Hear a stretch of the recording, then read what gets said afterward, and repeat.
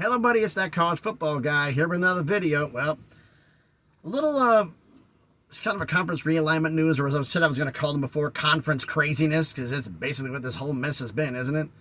Brett McMurphy, it's been tweeted out, and Scotty the Baylor King, he posted Brett McMurphy's tweet, which was basically that July 1st, San Diego State was informed of the fact they do consider the fact that they've notice of their intention to leave at the end of the 2024 season. San Diego State backtracking and saying, no, this is not what this is about. This is not everything else is about. There's not been. Why is Mountain West playing hardball? They're going to try to, I'm thinking they're trying to figure out a way to get San Diego State to stay. And if the Pac-12 implodes, San Diego State has nowhere to go. Now, I mentioned this in a comment. I think in the last Conference 11 video, I replied to somebody's comment with this that I've been hearing. So this is under the rumor tagline. Basically that there were members of the Mountain West Conference who were thinking that maybe they should, in a way, kind of pull a Big-12. The Mountain West Conference's current TV deal expires June 30th, 2025. Members were considering, if San Diego State is forced to stay, to put feelers out to the CBS and Fox, other TV partners, in a two-part area. One would be, if the Pac-12 implodes and we pick up some Pac-12 schools, is there any thought of what the per-member addition would be to the revenue? We not only would keep San Diego State, but we would add maybe 1, 2, 3 members of the Pac-12, but would that increase the revenue? And the second part would be, if San Diego State left, do you have any recommendations on who you'd like to see join the conference so we don't drop in revenue, where we stay where we're at and possibly even grow more? Any recommendations that you would have based on TV market size and suggestions that you may have? Because for those who say, oh, the TV partners have no say in conference realignment, everybody knows that's a lie. They have a say. I mean, look at what the American did. They lost Cincinnati, Houston, and UCF. So they raided Conference USA. And who did they go after? Charlotte, Florida Atlantic, Birmingham. They went after the big TV markets in Conference USA. The Mountain West may be having to do the same thing if San Diego State leaves. But San Diego State being bent over like this, and the fact that they've already announced, according to the tweet, they're going to withhold $6.6 million of their revenue, I'm thinking they want a binding agreement from San Diego State that they're going to stick around for at least the next television contract, and we're going to consider you gone. That's the hardball mentality that it appears they're doing. Question for you. Is it a possibility that they've already talked to their media partners about who could replace San Diego State, and they've already been in talking with those members about who's going to replace them? Because I don't think it's going to be one school. I think realistically, to replace the San Diego TV market in Southern California, you're going to need 3. And the rumor innuendo, Sacramento State just went to the FCS playoffs not too long ago, powerhouse program in FCS. Eastern Washington, who has been rumored to be going to Mountain West for a while now and produces a lot of NFL talent, most of them recently and notably is Cooper Kupp, and also getting UTEP from Conference USA. Because I know the Mountain West wants to get their teeth into Texas. And now UTEP is as far west Texas as you can get. But it's still getting their teeth into Texas. And that's important for them. Is there a possibility of getting to Mexico State? Has anybody else besides me driven by the stadium in Las Cruces? I have. There are a lot of high school stadiums in Texas, in Tennessee, in Georgia, Alabama, Mississippi, that dwarf this thing. It's carved into a sand dune. It looks 30 to 40 years old because they don't have the money to fix it up. For those who are wondering about James Madison, as I drive by that stadium all the time, it's in Harrisonburg, Virginia. drive by it all the time on I-81 heading north, and that stadium is light years ahead of Las Cruces, and up until this year, that was an FCS stadium. Jackson State Stadium's better. They don't have the resources right now. They're going to need a few years in Conference USA's revenue to build their stadium up. UTEP has a stadium. But, I mean, I think that would be where they're going to go. Now, so basically this conference craziness is basically three things. It would not surprise me one bit if the Mountain West did a little back channel or maybe even forward channel communication with their TV partners, with CBS and Fox, to find out what they want to do. And I hear somebody think, oh, the Pac-12 is going to backfill. Really? With who broadcasting it? They can't even get an agreement of what they have now. Now, figure the fact, if the scenario goes down, Arizona and Colorado go to the Big-12 because the deal stinks. Big Ten's move, take Oregon and Washington, and they'll probably take 3. Not 2, 3. And that all depends on Notre Dame's decision, which we'll be finding out soon enough. Because Notre Dame's decision is going to depend. If Notre Dame comes in, Oregon and Washington are going to kick rocks. Because I fully believe if Notre Dame goes in, Cal, Stanford go with them. Because they rotating basis, play Stanford one year, Cal the other. Stanford, Cal, Stanford, Cal. That's how they play them. They're an unofficial, they're a bi-yearly rivalry. I guess you'd call it like that. And they play Navy every year, but Navy's not coming in, but Navy will be one of their non-cons. But if Notre Dame comes into the Big Ten, all bets are off. Oregon and Washington won't get in.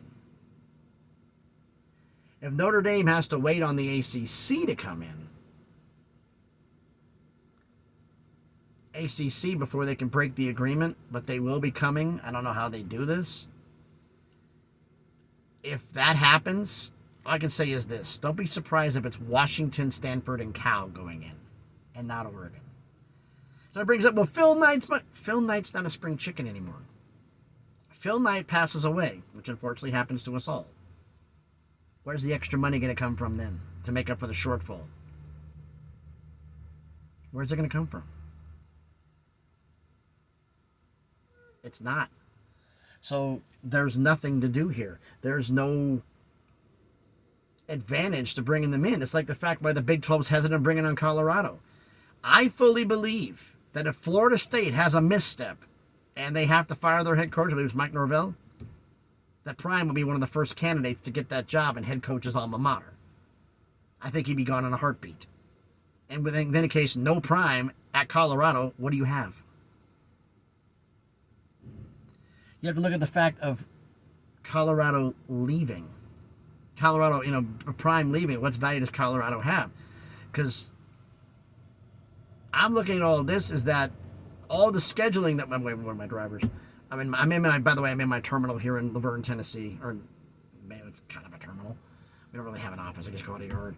Anyway, because the offices aren't open yet, we're basically taking this over. But we're not officially there yet because no offices are in place. But anyway.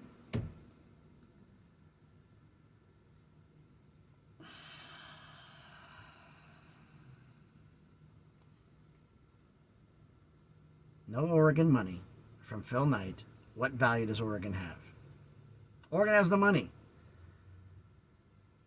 You're looking at Big Ten money. You're looking at $100 million a year. You have to understand something.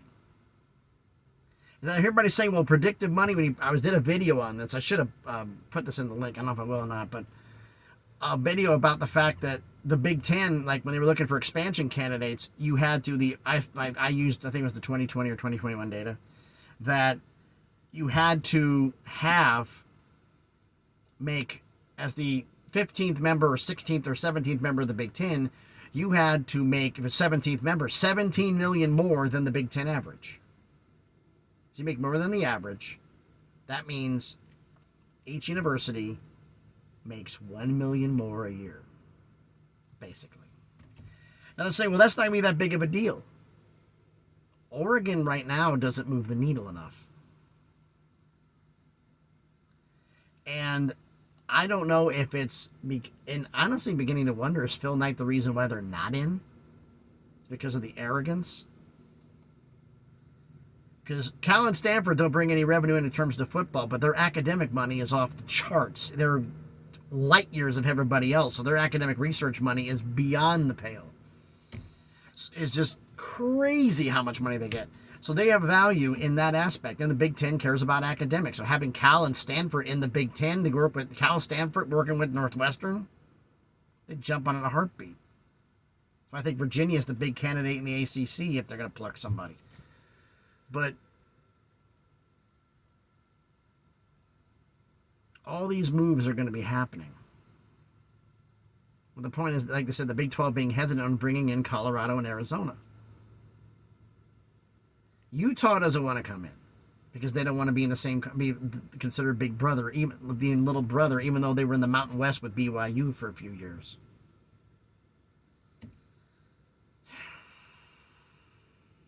Grand totals, grand finale here. What does this mean? I do think the Mountain West reached out to their partners to try to do what the AAC did. You know, find out if there's anybody you're interested in and see if they can get their deal done. And I said this statement. How bad optically would it look if the Mountain West renegotiated a new deal with a provisional update that if Power 5 schools join, it would kick up the revenue and that could be automatically renegotiated? I'm using that as hyperbole here, but, or as an idea, but if the Mountain West got a deal done and the Pac-12 still doesn't have one, how bad would that look? But that's my thoughts here. I'm running a mile a minute here thinking about all these scenarios I'm running in my head. Like, you know, Notre Dame going, all bets are off. Cal Stanford would come in.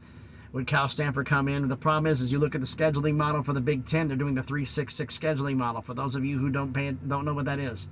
16-team conference. What is a 16-team conference? It's you and 15 opponents. We're not worried about ourselves. We worry about the 15 opponents we got to play. 3 guaranteed rivals a year cuts that 15 to 12. 6 one year, 6 the other. That's the 3-6-6 scheduling model. So using that scheduling model, because they said they don't want to really change it, once they get the 3 guaranteed rivals in, they don't want to change it. The next magic number is 19.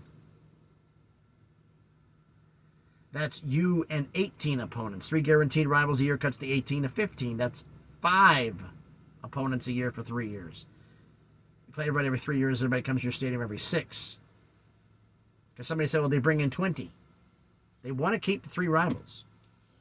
That's you and 19 opponents. You bring the 3 down, that's 19 to 16. That's an 11-game conference schedule. Think that's going to work? No, it's not. So you'd have to bring in a 3rd school. It's like the Big 12 are considering bringing in 3 schools. 14 works, 15 can work. There's 14. The scheduling model for those who are worried about the 14 teams that Brett Yormark alluded to like to be at 14. He also could be at 15. 14 scheduling model, 14 teams is the same scheduling model that the ACC is doing this year. It's 3-5-5. It's you and 13 opponents, 3 guaranteed rivals, cuts the 13 to 10, 5 one year, 5 the other. That's how that works. 8-game conference schedule. But 15 also works. Different way.